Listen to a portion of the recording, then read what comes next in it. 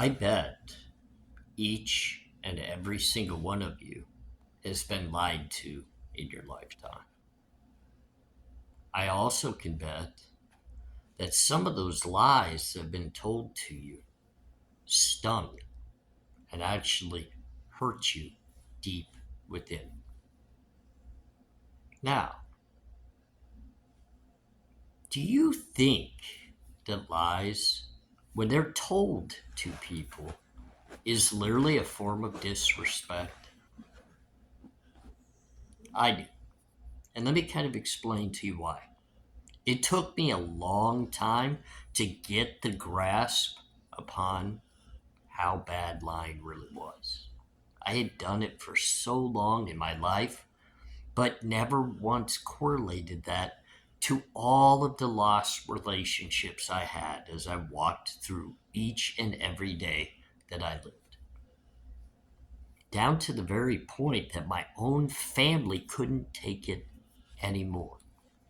And even my own wife, who has loved me now for 15 years, if I had to hit the rewind button back just a handful of years ago, she warned me. She warned me, keep doing it, and she would no longer stand by my side. She would always care about me and always love me, but she would have to take herself away from the pain. So I had to focus and I had to really, really train myself to stop and think before I spoke, because there was always that chance that something that just came out of me without thinking was going to be a lie. And the very person I was looking eye to eye with would be the one that had to endure the disrespect of me not being able to just be honest with them. So when I sit back and I look at the way the Idaho 4 case with Brian Koberger as the suspect, I look at it and I think of the lies and the secrecy that has been told from the very beginning. From the very start of all of this, it was rampant. The secrecy still is happening today, and there's a potential chance even the lying is happening here and now today. And many, when they listen to exactly what I'm saying, look at Brian Koberger and they say, that's exactly how we know he's guilty. Hold on a minute. Hold on just 1 minute. I'm not talking about Brian Koberger. I'm looking right at the entire system of everyday law enforcement, FBI, prosecutors, all the way up to the Attorney General's office in Moscow, Idaho, and the state of Idaho, and I shake my head. You've disrespected the victims' families by the way you've handled this case. I'm ARHayes. This is Convict's Thoughts, and I'm not here speaking to advocate for someone who could have potentially committed a crime to be released and walking amongst us on the streets. I don't like seeing guilty people not have to endure the punishment they deserve, because you know what? When I was caught, I did my time. I couldn't sit around and I couldn't complain about it, because I knew the right place for me was enduring the punishment that was my own. But what's frustrating is when law enforcement can literally lie more than even I did as a criminal and get no punishment whatsoever. They, at the end of the day, get applauded because so many feel as though they caught Brian Koberger fair and square, and they've got this perfect case against him.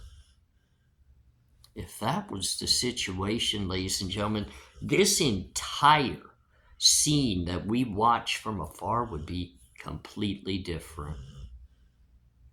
Do you see the secrecy that has to be in play in this case? Do you understand from the minute that those officers took the very center stage behind that microphone, they fed lines of garbage that somebody wanted to gravitate to and grab a hold of because they seriously wanted not only justice for the 4 lost lives, but they wanted the families of those victims to feel at ease and loved. But to think that even law enforcement distanced themselves from those very victims' families, not sharing the little bit of information they say they were gathering through time and all the evidence. I mean, come on, ladies and gentlemen. Do you truly believe that when they say they weren't on to Brian Koberger until later in the investigation? Do you truly believe that? I mean, come on. This is such an ironic situation that he gets pulled over in a traffic stop and they've already got his phone number.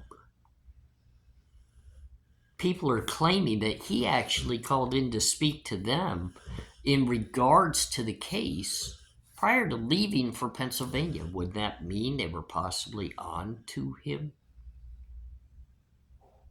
I know.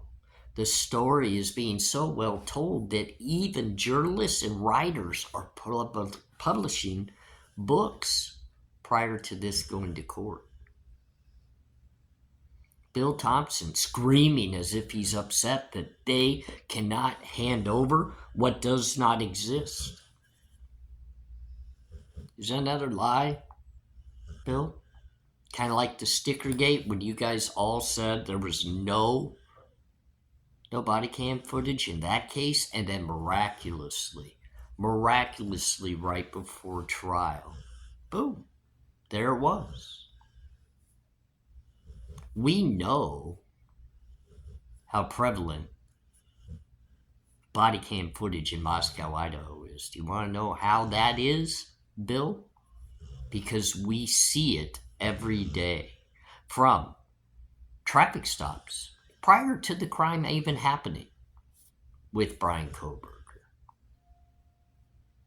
Why do you still have that body cam footage? Why did you store that away, and why was it so readily accessible when you can't even get video or audio put together in the correct manner on the night of the crime with the car?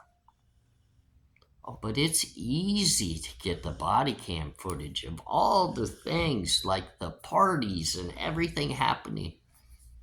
Easy to find, no problem. But you've never released some basic public information like the other body cam footage of a traffic stop with Brian Koberger that you won't release. Another hidden piece of evidence. You know, when you claim to have so much evidence against this individual, I mean, it pretty much added up to a number of 51 terabytes, which that's extreme. But then he began to break that down, and it doesn't truly add up or make sense. Do you really possibly have anything that's substantial? You don't have the cast report, even though, your officer, Brent Payne, who finally had to man up within the courtroom and state that it wasn't even his capability of writing that poorly written PCA. He had to be guided by an FBI agent just down the hall. So he was fed information. At least he manned up to that because, the funny thing is, it was a lot of pointing of fingers at who was actually in charge between Mowry and then Brent Payne. And then, of course, Brent Payne just looked right at Ashley and said, "It's because of you that I did these things." The lies within Idaho are degrading. And when you listen to them stand behind that microphone, you have to hear a prosecutor that did an interview that would have, I think, slapped many in the face when it comes to disrespect, when he said he trusted everything happening within the process, that even he, before a suspect was found or on the radar, would have sent his own kids to the university. That's a slap in the face, because you have families that literally just lost their kids at that very university. And I understand there is a family that allowed their kids to go back. It's not really understandable, but that is their choice. And I can't say I agree or disagree with it, because it's not my choice, it's theirs. But you, as a prosecuting attorney in the area, should hold all of your law enforcement accountable to being honest and working cases in a correct manner. Ask that Moore guy, the chiropractor, how he feels about one of your investigators that worked the Idaho 4 case against Brian Kohberger. How did he feel? How does that actual individual that turned out to not play any part in a crime that he was pushed into a guilty image of by your officers and the false accounts that they create? And here we are again. Here we are again. Now, the question that I have is, did you create this narrative and push it behind the scenes as you were doing your investigation? Because you claim you didn't have eyes on Brian Kohberger, but he was trying to be law enforcement in the very area applying for jobs. You had his phone number, you had his car, his license plate, his driver's license, and all of his information prior to what you're claiming to be him as a suspect in your eyes.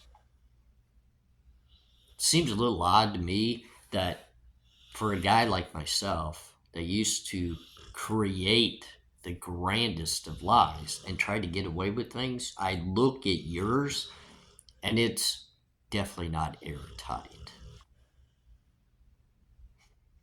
The traffic stops in a cross-country adventure as you're trying to secure the arrest of Brian Kohberger, or do you want to claim none of that was intentionally done? So, just so I can make this pretty clear, many of us have gone on road trips and we've driven for long distances. How many times have you been pulled over on a highway for driving too close to the car in front of you? And if you had, if that has happened to you, how many times has it happened twice in 5 minutes by different officers and agents? Not a ticket, not a written warning. Heck, it didn't even seem like the officer left the window where Brian Kohberger and his father sat discussing things with the officers. Didn't even seem like they walked back and ran anything in their computers. No warrant checks. No checks on the vehicle to see if it's stolen or wanted. And people would say, well, of course, they did all that before pulling the individual over. No, it doesn't normally always work that way. It just doesn't always work that way.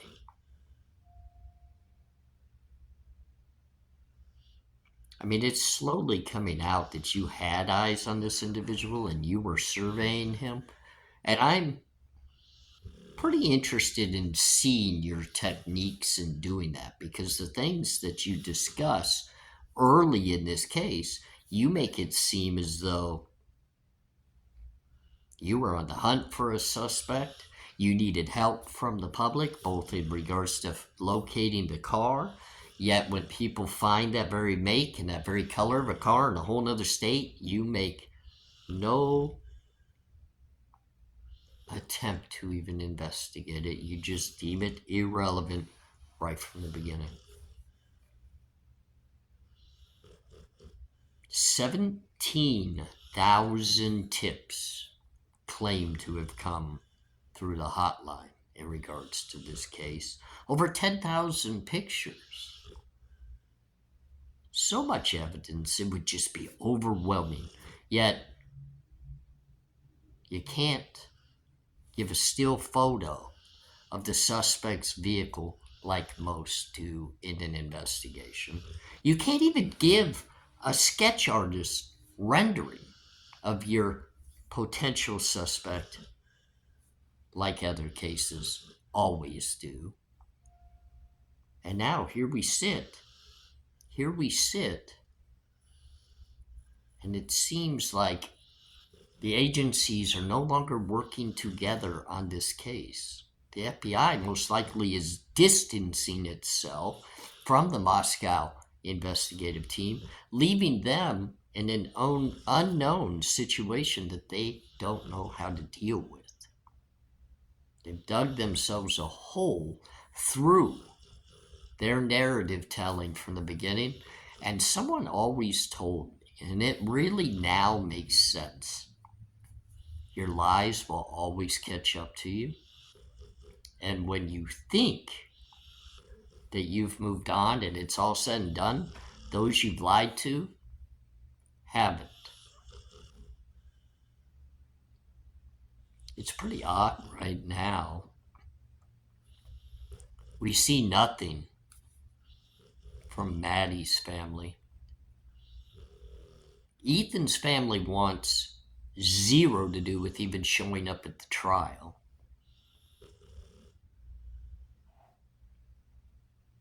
Xana's mom is in a tough situation, but she seems to very much care about finding the actual truth because she did not accept the one being told to her. The dad and the sister, they spoke for a minute, and they are no longer speaking. And even Steve and Christy have gone quiet. Not the norm for them. I know they still have their Facebook page, but they were very good at speaking before the masses to get their feelings and emotions out for all to hear. And they're quiet. Do you hear the chirping? I hear the chirping because I think they know. They know that this case was not built on honesty, and they've been disrespected. The entirety of them have been disrespected. Could they have potentially been played by other people? They said that they interviewed 275 people. It's funny that Ann Taylor can't get anybody to open the door and discuss things with them. And I'm just wondering, because if you did so many interviews with so many people, yet so many people claim Brian Koberger was an oddball, very much to himself, even portrayed by his own father, walking around asking people to be friendly to him.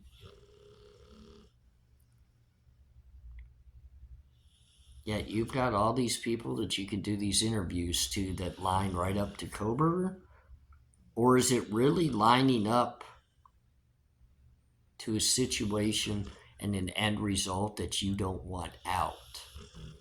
You don't want the truth to be told because it's far greater and grander than what you're able to control once it gets out. Your lies could bury you. they can bury you. I've lost so much in my life. But just kind of watching from afar with what's all happening now, your narrative is unraveling. Your lies are being caught onto, and even the families feel disrespected by it all. And we, as a country, we're not going to forget. We will not forget being lied to. I'm ARHayes. It's a convict's thoughts. Just another discussion in the Idaho 4 tragedy that makes you shake your head and hit you right in the gut. You guys have a good night.